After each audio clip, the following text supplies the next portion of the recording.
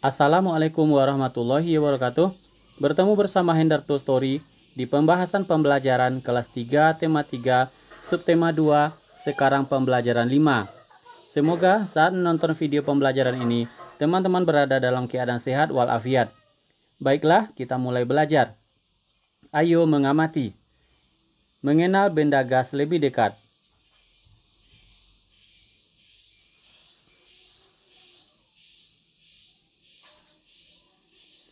Ingatkah kamu wujud benda selain padat dan cair? Benda juga dapat berwujud gas. Benda gas ada di mana-mana. Contohnya udara yang kita hirup. Setiap hari kita menghirup udara. Udara termasuk benda gas. Dapatkah kamu melihat bentuk udara? Bentuk udara tidak dapat dilihat. Udara hanya dapat dirasakan. Namun ada benda gas yang dapat dilihat. Contohnya adalah awan dan asap. Untuk mengetahui hal ini, lakukan percobaan berikut.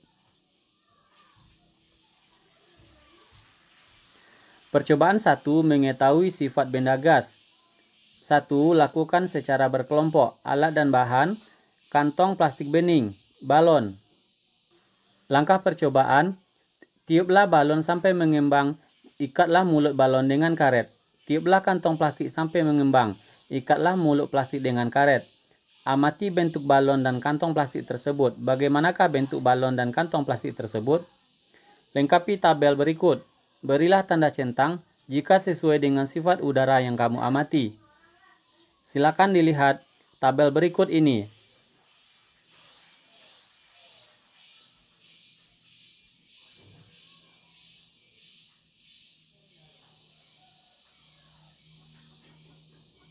Dari hasil percobaanmu, simpulkan sifat benda gas. Sifat benda gas yaitu benda gas tidak dapat dilihat tapi dapat dirasakan. Percobaan 2. Lakukan secara berkelompok. Alat dan bahan. Benang secukupnya. Balon 2 buah. Sebatang lidi atau kayu tipis. Langkah percobaan.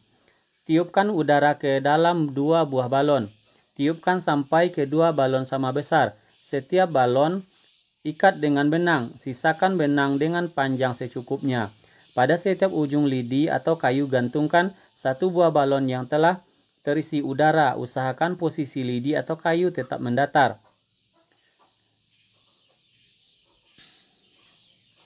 Perlahan-lahan tusuklah sebuah balon yang berisi udara. Perhatikan udara yang keluar dari tempat yang ditusuk. Letakkan tanganmu di dekat tempat keluarnya udara. Apakah yang terjadi? 2 buah balon digantung pada kedua ujung kayu. Sebuah balon dikempiskan. Perhatikan gambarnya, apa yang terjadi. Apakah yang terjadi setelah 1 balon ditusuk? Jawabannya, udara keluar dari balon. Simpulkanlah sifat benda gas. Benda gas mempunyai sifat mengisi ruangan, ada di segala tempat, menekan segala arah, memiliki massa dan berat.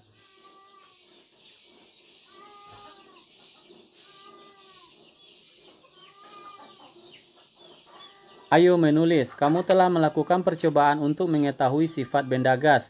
Apa yang kamu ketahui tentang benda gas? Tuliskan hasilnya pada kolom berikut. Perhatikan penulisan huruf besar dan tanda baca. Sifat benda gas yang mutlak adalah tidak terlihat oleh mata dan tidak dapat dipegang. Gas merupakan zat yang bisa ditemukan di mana saja. Kamu telah melakukan percobaan kedua bersama temanmu. Percobaan kedua membuktikan bahwa benda gas mempunyai massa. Semakin besar massa benda, semakin besar pula beratnya. Kamu akan mengenal alat yang digunakan untuk menimbang berat. Alat-alat yang biasa digunakan untuk menimbang berat. 1. Timbangan beras. 2. Timbangan badan. 3. Timbangan kue. 4. Timbangan gantung. 5. Timbangan warung. 6.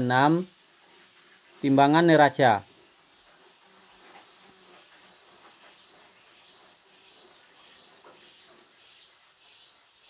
Pernahkah kamu melihat alat-alat di atas? Coba diskusikan dengan temanmu. Diskusikan tentang kegunaan alat-alat tersebut.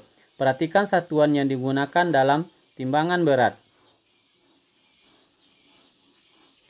Apakah satuan berat pada alat tersebut? Diskusikan bersama teman-temanmu.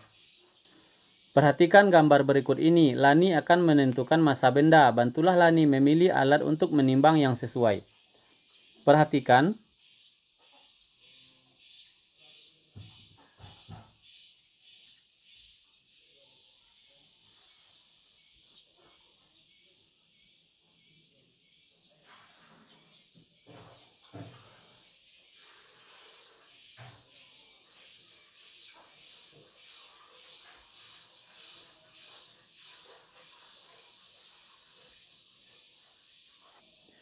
Hari Minggu, Dayu dan Ibu membuat masakan istimewa. Dayu membantu Ibu menimbang bahan-bahan yang diperlukan.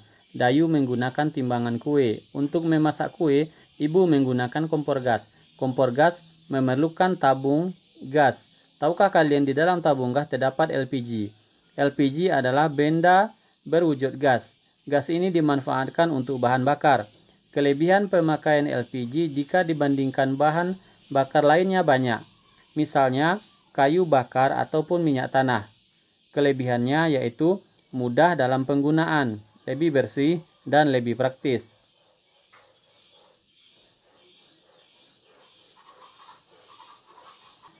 Bantulah Lani cara membaca timbangan kue. Gunakan satuan kilogram dan gram. Perhatikan.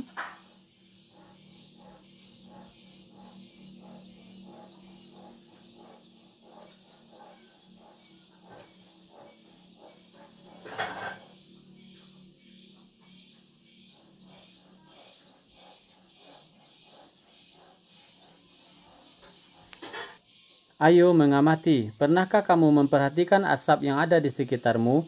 Banyak asap di sekitarmu, misalnya asap kendaraan, hasil pembakaran sampah, dan dari sebuah pabrik. Apakah wujud asap itu? Asap berwujud gas, walaupun di dalam asap masih mengandung campuran benda padat. Hal ini ditandai karena masih dapat dirasakan dan dilihat wujudnya. Padatan yang ada di dalam asap berukuran sangat kecil.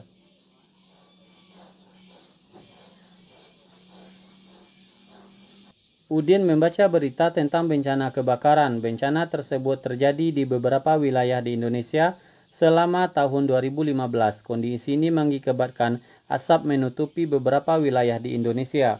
Bacalah beritanya berikut ini. Presiden ajak masyarakat gotong royong tanggulangi kebakaran hutan. Rabu 23 September 2015. Banjarbaru Antara News. Presiden RI Joko Widodo mengajak seluruh lapisan masyarakat bergotong royong dalam menanggulangi kebakaran hutan dan lahan sehingga dampak buruknya bisa dikurangi. Masyarakat harus bahu-membahu membantu karena gotong royong adalah jalan keluar menanggulangi kebakaran hutan dan lahan, ujarnya di Banjarbaru, Kalsel, Rabu. Ajakan itu disampaikan Presiden saat melihat langsung kebakaran lahan dan meninjau titik api di kawasan Guntung Damar, Kelurahan Guntung Payung, Landasan Ulin, Banjarbaru. Presiden meminta masyarakat ikut berperan aktif mencegah terjadinya kebakaran hutan dan lahan, sehingga dampak buruk berupa kabut asap tidak merugikan banyak pihak. Dibutuhkan kesadaran masyarakat menjaga lingkungan agar terhindar dari pembakaran lahan, di samping kesadaran tidak membakar lahan dan semak di sekitarnya. Pesan Presiden. Kamu telah membaca cerita di atas, jawablah pertanyaan berikut ini. Apa pesan Presiden menurut berita tersebut? Mengajak masyarakat untuk bergotong royong.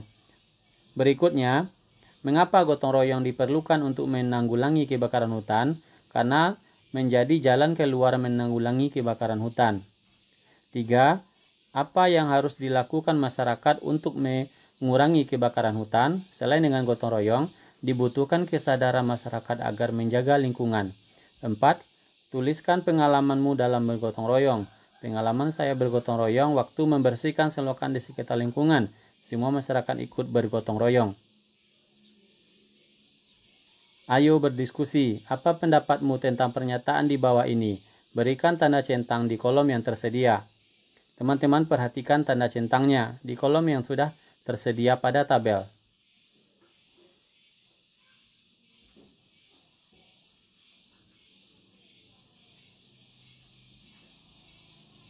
Terima kasih telah belajar bersama Hendarto Story. Jangan lupa like, share, komen, dan subscribe.